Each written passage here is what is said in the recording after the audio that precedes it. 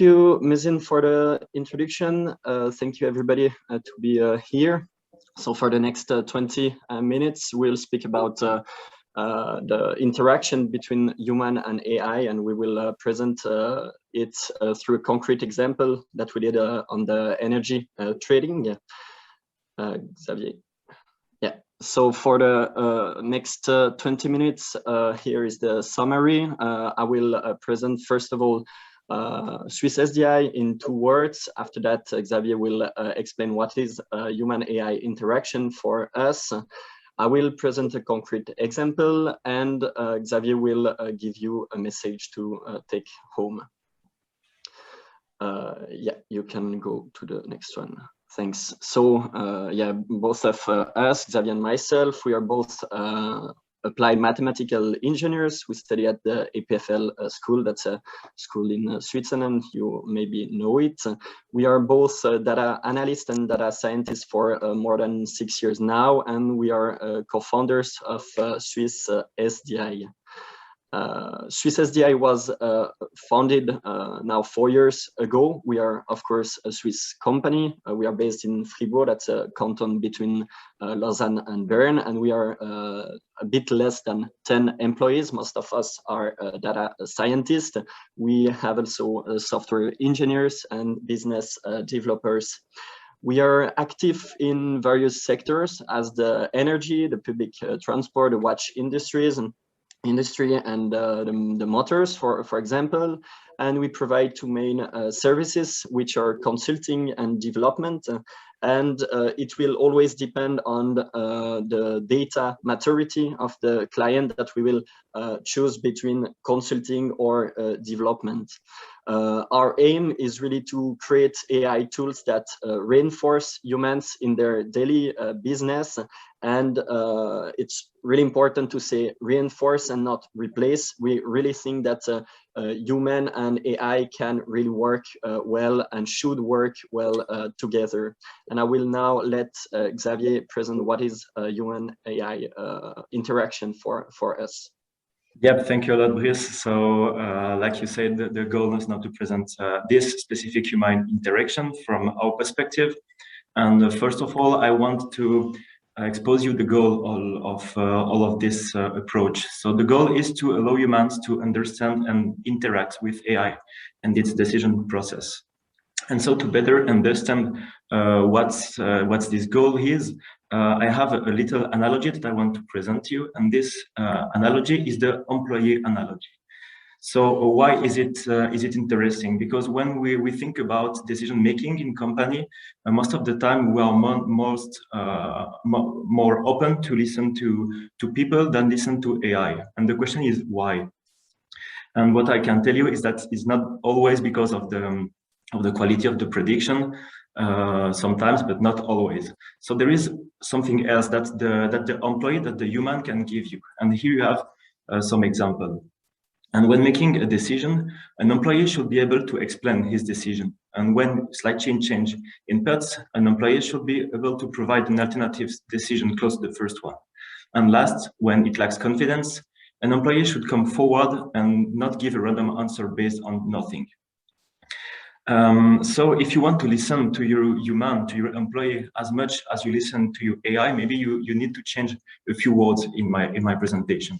And basically, you want the AI to be as reassuring as the human in the company. So you expect the AI to be able to explain its decision.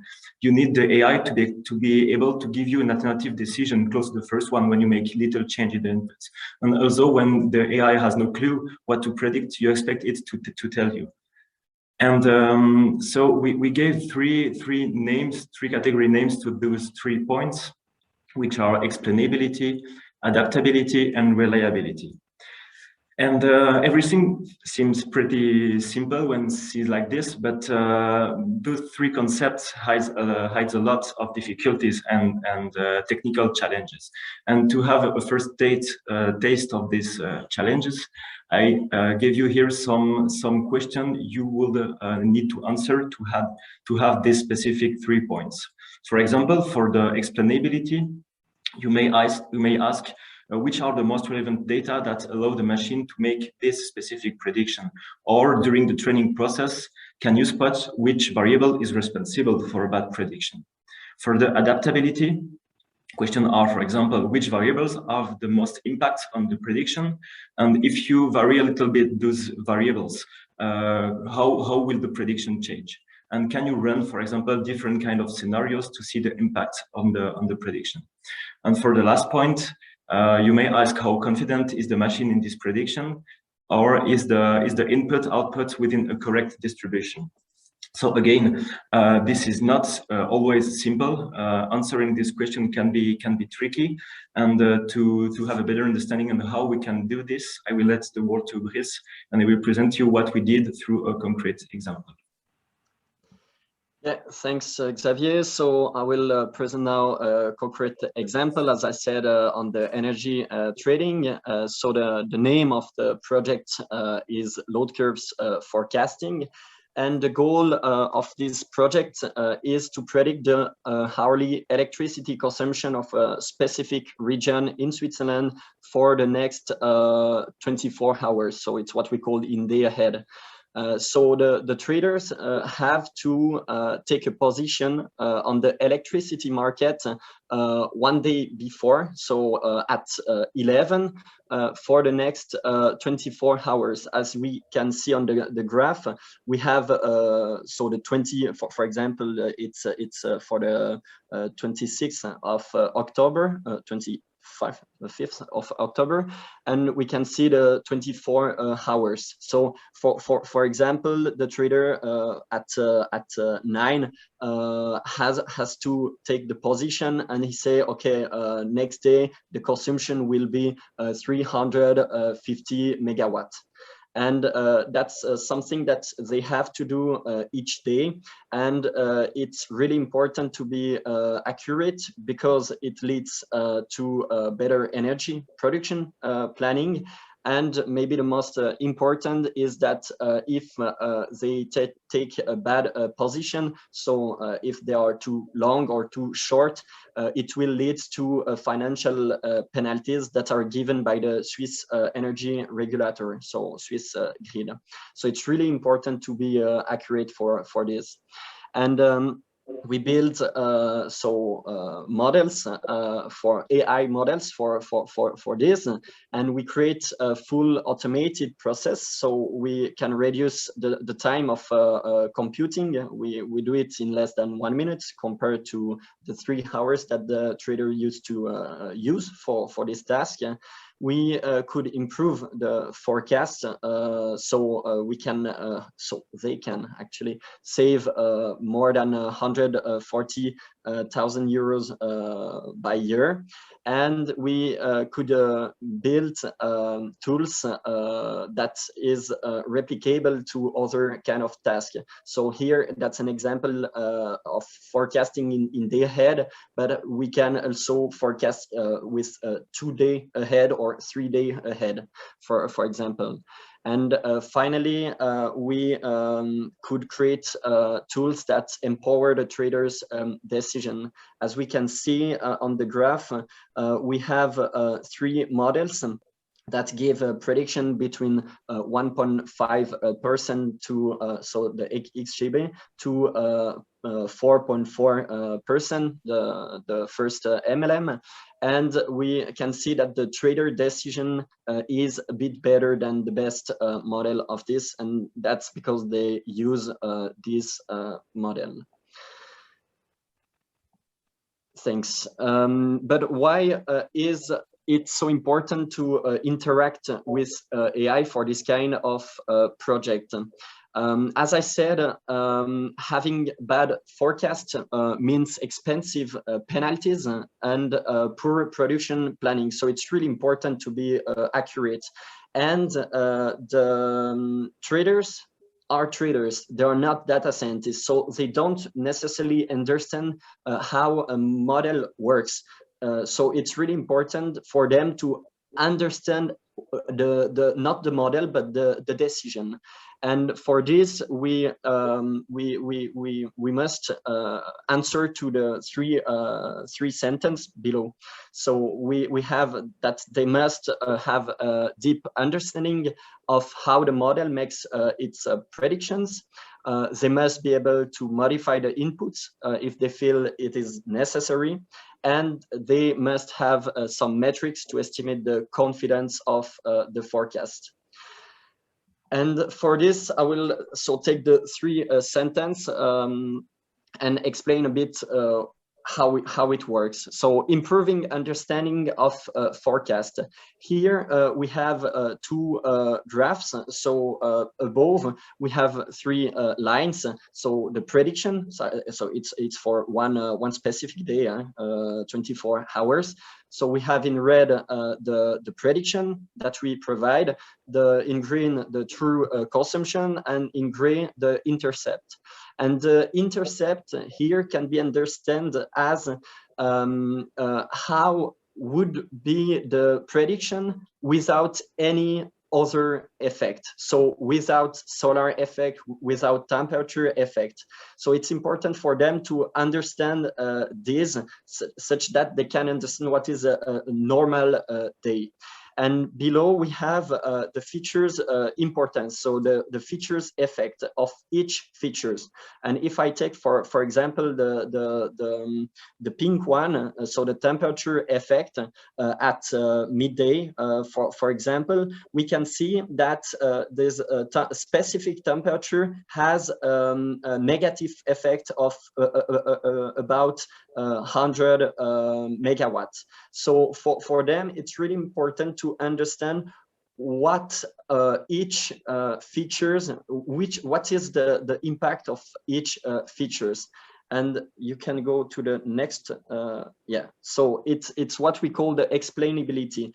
It's important for us to give an explanation of the prediction. The second one is to allow traders to modify inputs. Now, if I take again the same graphs, we can imagine that the traders use other kind of weather forecast, and on this other kind of weather forecast, we can imagine that they expect a higher temperature than what the model use. And it's important for us to let them adapt the input if they think that the temperature won't be, for example, 20 grads, but more like 25 grads. And it's what we call the adaptability. And finally, for the last one, the reliability, we have two main points that we decided to describe here. The first point is not directly correlated to the graph. So the first thing is that we have to keep in mind that a model, if you train your model and you give an input to predict, if the input is correct, it will lead to a prediction, but you don't really know if the prediction, you can really trust it or not. And for this, we create two kind of thing. The first thing is to create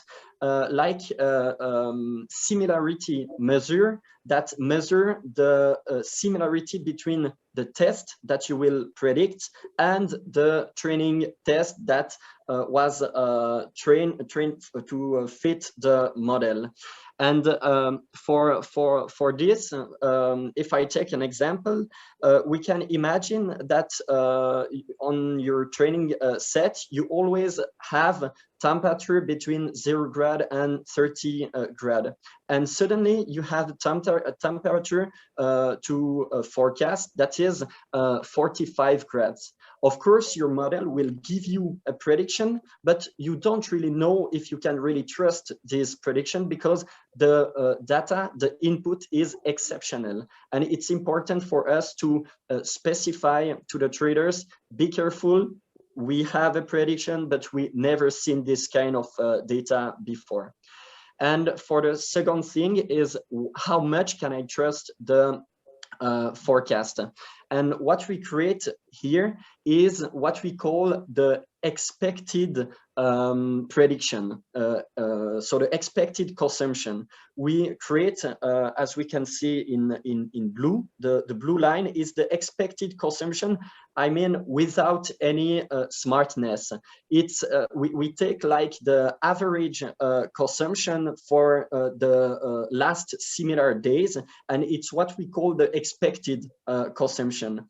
And after that, we launch our model, and we have our forecast. So in red in this example, and we compare this value with the expected consumption. And if the value is too different, we will send an alert to say to the trader, okay, be careful for this specific hour, maybe something wrong happened. And as we can see here, at midnight and 1 a.m., we have something really strange in our forecast, and it's something that we say to the trader because it's really important for them. And the next one, thanks.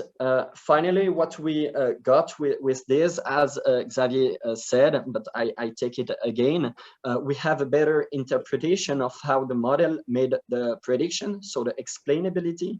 We have the possibility to play with inputs, so the adaptability, and we build some metrics to understand the confidence context of the AI, so that's the reliability.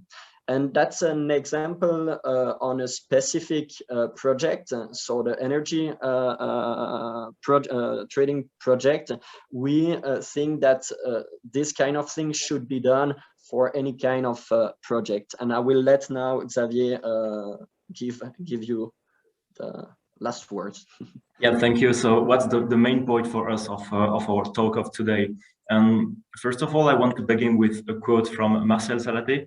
Mr. Salaté is professor at EPFL, and during one of his intervention, he says that AI will not replace doctors, but doctors with AI will replace doctors.